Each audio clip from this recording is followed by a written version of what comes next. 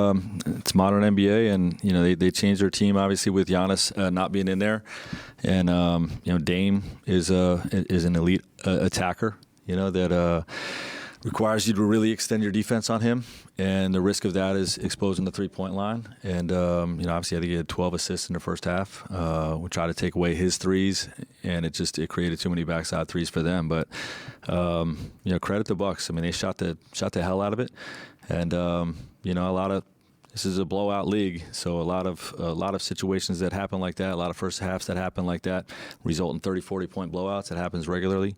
Our guys did not give in. We fought in the second half. We kept trying to change the game, cut it to 6 at one point before a few really bad whistles, and proud of how our guys hung in there. Curious though, with Giannis being out, to me that would lead to think that guard the three more because he's not out there. So how did it lead to 18 threes being made by the Bucks? Dame Lillard creating, and Bobby Portis. I mean, Bobby Portis came in and made a bunch of guarded threes. A lot of them we were there. They have a championship level 3-point support system. That if you're trying to manage a Dame pick and roll and a spread 5 attack with Portis and Lopez at the 3-point line, it really creates challenges for your defense, and their type of 3-point shooting is always a threat to do what they did tonight. So we got to be better. Curious what were you trying to tell them in the first half, because it didn't seem like considering that every game is so important, it didn't feel like the urgency was there and everything. Yeah, we were trying to fly around, but we just getting our ass kicked. Sometimes that happens. Curious that you said obviously you got it down to 6, and then they went on the run at the end there. Durant took one shot in the fourth quarter. Last 2 games just hasn't had it offensively. What's going on with him, you think? Yeah, he's playing extra pass basketball. He's finding a big role in, and he's playing unselfishly. Maybe he needs to be more assertive, but they're also not leaving him. They're basically playing box and one on him. They don't leave him, and as a result, we're walking to the rim. We scored 70 points, so we're concerned with how our team efficiency looks more than any one guy. Obviously we want all 3 of those guys to get enough touches to be involved. But, if they're going to take him away and, we got to play through other guys, we can do that. Hey, Coach, you all plus 11 in the second half.